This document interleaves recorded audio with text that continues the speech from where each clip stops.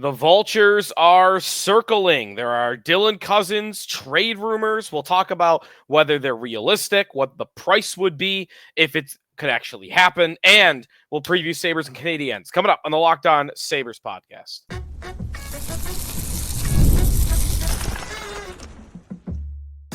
You're Locked On Sabres, your daily podcast on the Buffalo Sabres. Part of the Locked On Podcast Network, your team every day. And thanks for making today's episode of the Locked On Sabres podcast your first listen every day. We are free and available wherever you get your podcasts, including our YouTube channel where you can watch the show. Part of the Locked On Podcast Network, your team every day. Today's episode is brought to you by the College Football Playoff. The playoff is here, and you don't want to miss a moment of the action. The College Football Playoff, presented by Allstate, begins with 4 first-round games, December 20th and 21st on ESPN, ABC, TNT, and Max. I am super excited, by the way, for the College Football Playoff, which starts on Saturday. Super excited. Sneaky Joe DiBiase today on the Locked On Sabres podcast.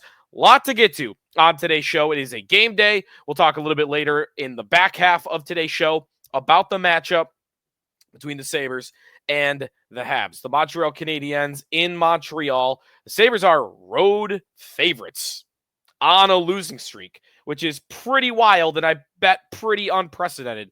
So we'll get to the matchup. There are injury updates to get to, lineup updates as well. We'll give you the big injury update right off the top here if you hadn't seen it. Rasmus Dahlin is back practicing, which I think is a little bit surprising. But given the state of the team, maybe there are some reasons for that. Dahlin, the captain, the season getting away from them. It's actually a little reminiscent of last year when Tage Thompson was dealing with his injury in the fall and into the winter, and the Sabres season was getting away from them, and Thompson rushed back to try to get back and save the year. And he played through injury for a while and maybe elongated his injury because of that. Dahlin maybe is doing the same thing here. That's a guess on my part, but it's kind of how I read the situation, that 10-game losing streak, the captain, the best player, is sitting on the sidelines going, I got to get back on the ice. This thing is going off the rails, and it's not stopping. And maybe that's what's happening. He will not play tonight. Lindy Ruff did say that Dahlin will practice on Thursday, and maybe he'll be back on the lineup on Friday against the Toronto Maple Leafs. So we'll see if that comes a little bit later on in the week. Other stuff to get to on tonight's game, again, that'll be later on in today's show. If you would like to sign up for our Locked On Sabres text club, if you want to throw some trade ideas our way, if you want news updates. Yesterday, we were sending that in about the Pegula visit in Montreal. Terry Pegula flying to Montreal to basically meet with the team and say, we're not going to do anything. We believe in you. We think the answers are in this room. There's no trade coming. There are no big changes coming. This is up to you to get that done. Terry Pegula flew to Montreal for that. If you're looking for that update yesterday, you could have got it from our text club, joinsubtext.com/LockedOnSabres, the first place for news and notes and discussion, takes, complaints about the Sabres, all of the above.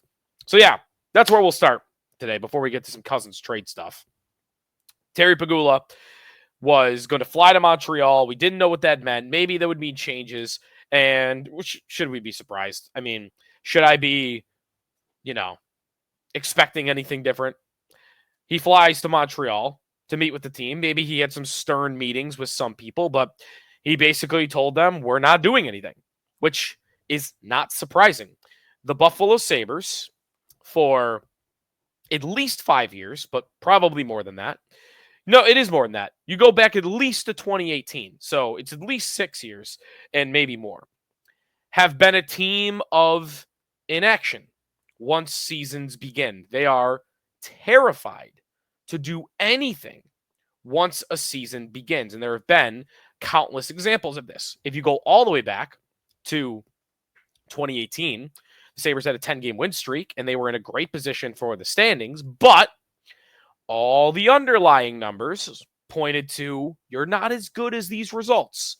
You probably are going to see regression. You're probably not this good. So maybe that would have been, and I remember during that time, an opportunity, Jason Botterill, the GM at the time, opportunity to say, we're not this good, but we are here in the standings. Let's go make a move to get actually good. Let's go make a move to get actually better. And they said, nah, let's not mess with it. Let's keep Vladimir Sobotka as our third line center, and let's go status quo, and we'll be fine. And then the season tanked, and they didn't make the playoffs. If you go back a couple of years ago, 2 years ago, and it was Sabres missing the playoffs by 1 point in the middle of the year. They were on the outside looking in. They were one of the best scoring teams in the league. And basically from the moment the season began all the way till the March trade deadline, everybody knew what the Sabres needed. Everybody. Goaltending. They stunk in goal. And they said, nah, Craig Anderson will get healthy at 40 years old. He'll get in there for us. Or Devin Levi might show up later in the year and he'll save us. Or rookie Ukko-Pekka Luukkonen, he'll improve and he'll get it for us. And basically none of that happened until the last 2 weeks of the season. Too little, too late. You didn't make the playoffs. The Sabres could have made a move in November of that season for any league average goaltender, and they would have made the playoffs, but they decided not to. Last year, Kyle Okposo said that they knew as a group in November that they didn't have it.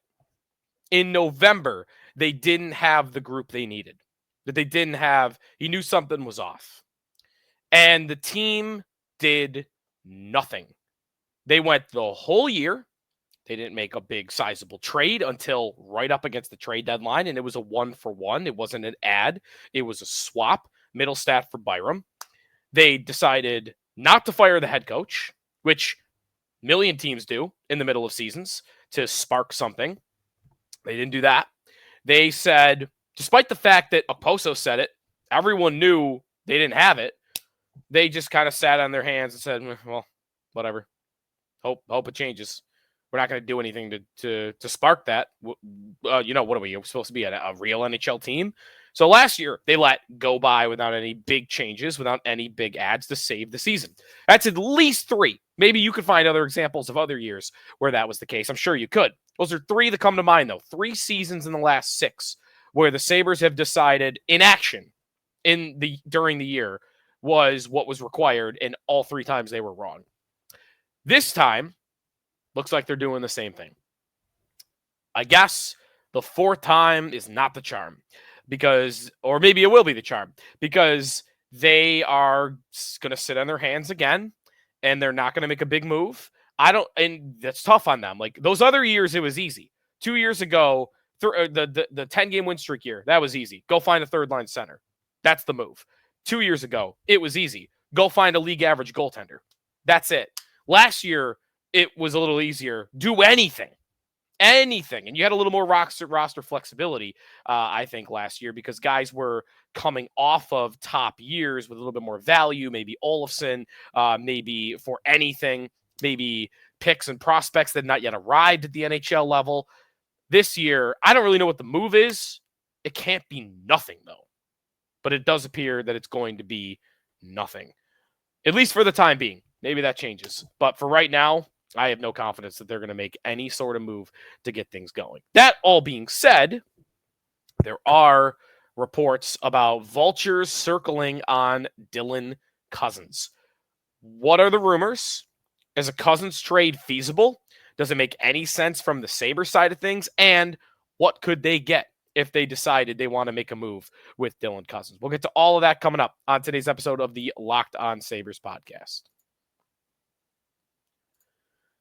Today's episode of the Locked On Sabres podcast sponsored by Bilt Rewards. If you are a renter, listen up. This is a total game changer. Thanks to Bilt, you can now earn points on rent payments just like you do with groceries or travel. Paying rent now comes with serious perks, and it's completely free to join. Earn valuable Bilt points on your rent and everyday spending at no extra cost. Redeem points for flights, hotel stays, and even future rent payments. With over 500 airlines and 700,000 hotels in their program, the possibilities are endless. Access unique experiences that are exclusive to Bilt members. Love using points for travel. Bilt makes it so easy to turn rent into rewards. If you're already paying rent, why not make it work for you? Start earning points on rent you're already paying by going to joinbuilt.com/lockedonnhl. That's joinbuilt.com/lockedonnhl. Make sure you use our link so they know that we sent you. Don't wait and start earning rewards today.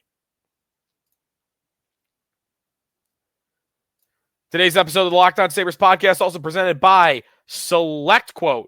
Whether it's the Stanley Cup, the World Series, Super Bowl, the Olympics, the world's top athletes get to play in these top-level events thanks to one thing, teamwork. And teamwork can also protect your financial legacy and your family's future. SelectQuote's licensed insurance agents are the perfect teammates when shopping for customized, affordable life insurance. They can find you the right policy to keep your financial legacy safely in your family's end zone or in your family's net. SelectQuote, one of America's leading insurance brokers with nearly 40 years of experience, helping over 2 million customers find over $700 billion in coverage since 1985. So other life insurance brokers, they're usually impersonal, one-size-fits-all policies that may cost you more or cover you less, while SelectQuote's licensed insurance agents work for you to tailor a life insurance policy for your individual needs in as little as 15 minutes. If you're in good health, they work with carriers. They get you same-day coverage for up to $5 million, no medical exam required. Get the right life insurance for you for less. It's SelectQuote.com/LockedOnNHL. Go to SelectQuote.com/LockedOnNHL today to get started at SelectQuote.com/LockedOnNHL. Back here on the Locked On Sabres podcast, there are rumors about the Sabres. There's a lot being said. They're kind of the subject of national hockey media right now. I mean, I got asked about Locked On NHL today. Like, hey, do you got any clips that we could play from your show yesterday to play on Locked On NHL? And I know over on Locked On NHL, the guys over there were talking about the Sabres today. So that's the subject matter of the league. Hey, this team on a 13-year playoff drought, which we've never seen before, is on a 10-game losing streak. It's incredible. It is incredible. Both of those things being true, that they exist at all, but they do. So we've had some Dylan Cozens trade chatter, and it comes from Elliot Friedman, where much of the trade chatter in today's NHL really does come from. And his exact wording on 32 Thoughts at the end of last week. Buffalo, quote, this is all from Friedman, Buffalo is getting calls on Dylan Cozens. This would terrify me if I were the Sabres. Vultures circling overhead while player and team struggle. Right shot center, 23 years old, 2 years removed from a 30-goal season. He's also signed for 5 more seasons at $7.1 million AAV, helping his value. Timeout. I disagree with Elliott on that wholeheartedly. I do not think that him being paid $7 million a year until 2029 is a plus for the acquiring team. Continuing, I would be very, very careful with this because he's legitimately wanted. I tend to think that last sentence and that second sentence are connected. He's legitimately wanted and Vultures circling overhead. Those two things equate to each other. The reason, in my opinion, that Cozens would be wanted right now is you have other GMs looking to take advantage of Kevin Adams and the Buffalo Sabres by saying, this guy's talented. He was a top 10 pick. We have seen what his best season looks like, and it's really damn good. He's playing bad right now. You're desperate. I'm going to get him for nothing. I'm going to go get him for nothing. And that's where the sentiment of the Sabres have to be very, very careful comes in. Eric Engels, who covers Montreal for Sportsnet, he got asked today about a rumor that I had not heard and hadn't even really seen much of, but somebody on a show asked him about a rumor about Dylan Cozens getting traded to Montreal for Kirby Dach. And he's like, no. One, the Sabres have to be very, very careful not to sell him at his lowest value. And then two, he kind of went with me on this. Why would Montreal want a guy that's getting paid $7.1 million when they have a Kirby Dach who's got another year left at like $3 million that they don't have to rush it on? That's kind of where the contract piece kind of comes into play. It's not a plus, it's a minus that he's getting paid that much money for right now, this little production. I think it's easy to say, oh, you don't trade him when his value is lowest. And I agree with that in 99 times out of 100. There are some times, though, where maybe you just bite the bullet and you say, all right, if we're getting 80 cents on the dollar, let's do it and let's get out of this deal. I'm not sure. You don't have to say now is the time for that. And maybe there will never be a time for that. But this would be an opportunity to get out of it. And if you keep going and keep going, in 2 years' time, say, Dylan Cozens still hasn't turned things around, now he's completely untradeable. Now you're locked in. And you would have said, oh, wish I would have done it 2 years ago while I was locked in. So you are taking a risk, but it's kind of a bet. It's a bet on, do you think this guy is going to get back to 69 points, 30-plus goals like he was doing 2 years ago? And I could see the argument to saying yes to that, and I could see the argument to saying no to that. I think there is a case that the answer is no. I've talked about Cozens and how I'd like to see him prove that he could score like that in a system that isn't a Don Granato wide open style of hockey, make no mistakes type of system. Because it'd be easy for a lot of guys to put up 30-plus goals in a system like that. Cozens, since he's played in a more mature defensive style in the last year and a half, 2 years, it hasn't happened. It hasn't happened at all. So, all that being said, I also don't think you can be completely against the idea of trading Cozens. I think you have to have the talk. I think you have to take offers. If I'm Kevin Adams, that's what I would do. And see, can I find somebody that's willing to give me something actually really valuable? And, you know, there's an Anaheim idea that's just out there that would be a hockey trade that does interest me a little bit. If they could get their hands on, I think I saw Chris Ostrander from Two in the Box last week or over the weekend mentioned Troy Terry as an idea, and I've talked about him too. Troy Terry, who is a little older than Cozens, 27 years old, but a more consistent player at this point in his career. You could count on him more often. He doesn't have just the one 60-plus point year. He's got 2 60-plus point years. Last year, he had a 20-goal season with 54 points, and this year he's got 24 points in 29 games. Like, for 4 years, Troy Terry has been a very good player. All-star a couple of times, too. So you'd be getting older by acquiring him, but you might be getting better. And when you're trying to win right now and turn things around, maybe that's an idea. So that's one name that comes to mind for me, and I saw Ostrander point that out, and I love that idea. The other team to mention here, and the Hockey News wrote about this the other day, there's a rumor about the Sabres and the Predators. Dylan Cozens and the Predators. Not like a super credible, it wasn't like a LeBron or a Friedman or anything, but there was a rumor about the Predators and Dylan Cozens. I think it was from the Hockey News. And Cozens to Nashville is interesting because Nashville is a team that we've wondered about them blowing it up this year, because that's what Barry Trotz threatened at the beginning of the year. They're a veteran team, falling short of expectations. And if they're interested in Dylan Cozens, well, okay, I got a lot to chew on there. I've got some big ideas, whether, Philip Forsberg is not coming here. That's a no movement clause and an elite player. You're not getting your hands on that. But what about,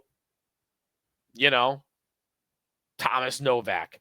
What about can I get Jonathan Marchessault to come here? Is that an idea for me? I don't think Gustav Nyquist is going to give you anything. I think a lot of the Nashville ideas are more bigger, and maybe Marchessault is the guy that you could try to get your hands on. But a team like that is also desperate, that is looking for a shakeup, and calls the Sabres, say, hey, I'm looking for a shakeup. You're looking for a shakeup. Let's shake it up. Let's trade. I'll trade you a guy that fans don't want to see us trade for nothing, and you'll trade us a guy that fans don't want to see you trade for nothing, and we'll see how that works out. Maybe Nashville is a type of partner there. Again, the roster is not perfect for this, finding the right idea. I like the Terry idea in Anaheim a lot better. So Cozens, to me, though, if you're trading him, listen to all these ideas and these names I'm mentioning, like hockey trades. You're not trading Dylan Cozens for a first-round pick and a prospect. Like, what good does that do? That trade needs to be off the table for Kevyn Adams and the Buffalo Sabres. That trade cannot be a consideration in any way, shape, or form. They cannot take a deal like that. They have enough of that. They have stockpiles of prospects. Even after trading Matthew Savoy, they have a depth of prospects. You just don't need more of that. You need to take a guy like a Cozens if you're ever going to make a move like that, and you need to get something else that's more proven to help you on your roster right now. It's not a total coincidence that right now on this Buffalo Sabres team that had struggled to score all year, that the two most reliable scorers are the two veterans. Tage Thompson, who was once upon a time was one of these young guys lost in the wilderness, not figuring out how to make a living in the NHL, not figuring out how to make a mark. Tage Thompson is now a 27-year-old veteran player. He's been around the block, and he's the number one guy you count on. The number two guy you count on up front for that is Alex Tuch, 28 years old, been around, been in the finals, played in the playoffs. Your two veteran scorers are the only ones that are consistent. That's not a total coincidence. You have a team right now with your Zach Bensons and your Dylan Cozens and your Jack Quinns and your JJ Peterkas and your Yuri Kuliks. That group of six, those are all young players, age 23 or younger. Some have a lot of experience. Some have no experience. There's a little bit of a difference there. But those are six guys between the ages of 19 and 23 that are all being asked. They're being begged to figure out how to score goals for this team, and none of them are able to do it. So the trade idea that I would have why I like a Troy Terry idea is you're flipping a younger player that is still figuring out, his growing pains in the NHL for a guy like a Troy Terry who's been through his growing pains, and he has emerged on the other side as an all-star level player. He was someone like that.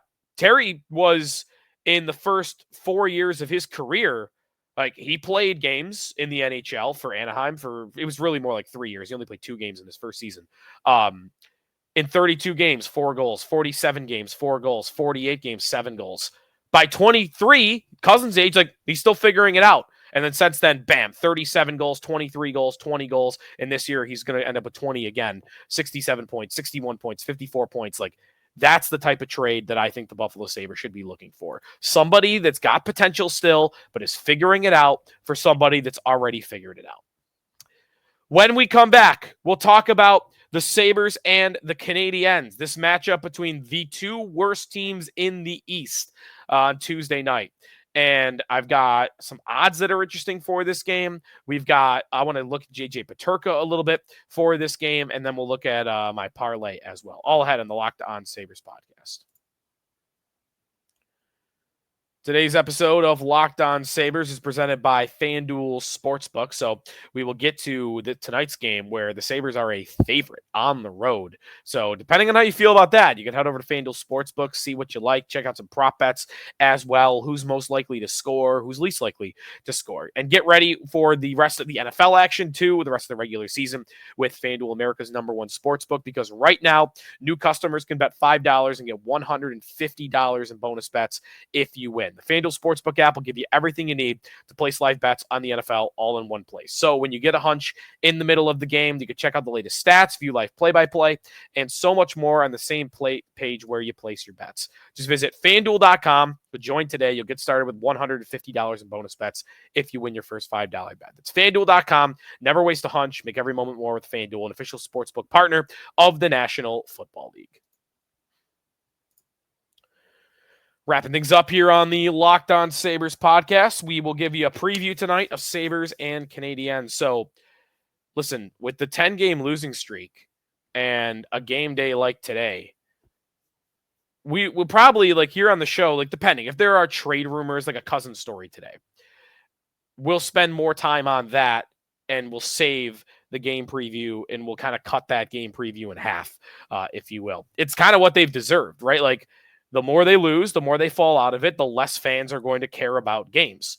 We won't do that all the time, but like on today, where, all right, Cozens, big picture topic, the trade idea, fans have been talking about it, today's a day where, like, I know we have a game today, but I think more fans are going to be interested in this Cozens story than the game itself. That's what they've earned, right? They are back to that. I was begging them. I said this, my goal for the season, my bar for the season for them was don't let it get to February and have nobody care about the games anymore.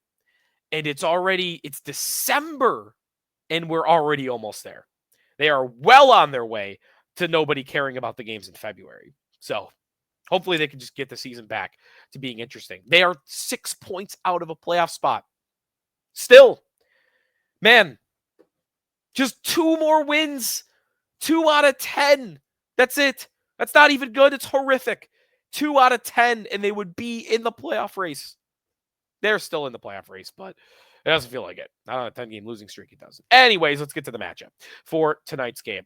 We'll start with my who I'm locked in on. We're looking at this matchup. It's going to be Ukko-Pekka Luukkonen for the Sabres. Jordan Greenway is doubtful. No Rasmus Dahlin in the lineup as well. Montreal's been very bad as well. So, as we look at the Sabres and their line combinations, we didn't get a great look at that at practice this morning. It, for now, appears that they'll go with the same group that they had last time until we see different, which will be Thompson, Tuck, and Benson up top, Cozens, Peterka, and Quinn on line 2. McLeod, Zucker, Kulik we're looking at. Kulik going in for Greenway, and then Krebs, Malenstein, and Aube-Kubel. That line 2, Cozens, Quinn, Peterka. Good to see Quinn coming off a 2-goal performance. Hadn't beat a goaltender all year. He did that twice on Sunday. Cozens incrementally has looked better as the season's gone on, but it's still not looking good. Peterka, meanwhile, again, is who I am locked in on for tonight's game because he's still not scoring goals. JJ Peterka, in his last 15 games, has 1 measly goal. He has 5 assists. He has a 3.7% shooting percentage. 3.7%. Amongst Sabres that have scored a goal, because obviously everyone else would be 0, amongst Sabres who have scored a goal in the last month, only Owen Power has a lower shooting percentage than Peterka. Byram has a better shooting percentage. Malenstein has a better shooting percentage. Krebs does. Quinn does now. Zach Benson does. Kulik, Aube-Kubel, Zucker, McLeod, Tyson Kozak. How about this for a stat? It's not that complicated, but in the last month, Tyson Kozak has the same amount of goals as JJ Peterka does. That cannot happen.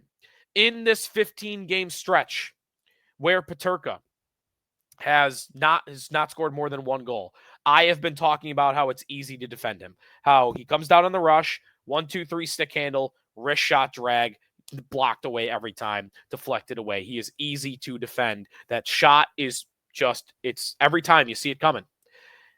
And that shows up in the numbers. In this 15-game stretch, JJ Peterka has 71 shot attempts and only 27 have hit the net. 27 of 71 shots have hit the net. That is a bad percentage. Most guys are usually around a little under 50% for that number, but Peterka is almost at 25% for that number, which is not great at all. So, Peterka, listen, Cozens, I don't really expect Cozens right now to just flip a switch and turn things around. Quinn, more and more like maybe he will. He just scored twice. The guy that I consider the most likely to just, he flipped the switch and he's back, is Peterka. He was supposed to take another giant leap forward this year, and the opposite has happened. He has regressed instead, and that is bad news for the Sabres for the entire season. He is someone they absolutely need more out of. He's gotten right down there with Cozens and Quinn. To me, is just as disappointing as those two have been, and he's got to turn things around. So I'm locked in on him for tonight's game against Montreal. The Sabres are favored in this game. How about that? How often? It's got to be pretty unprecedented. A road favorite on a 10-game losing streak. The Sabres are minus 125 on the money line over at FanDuel Sportsbook. Montreal plus 104. So for you non-gamblers, you would have to bet 125 to win 100 on the Sabres. You would bet 100 to win 104 on Montreal. The over-under for this game is 5.5, with minus 142 being on the over, plus 116 on the under. So the Sabres are favored on the road. For this game, I tend to like bets where it doesn't really add up. It doesn't really make a lot of sense. And this is one of those where the average NHL fan, to me, would look at that line and go, whoa, 10-game losing streak, and I can get plus money on Montreal? Hit the button.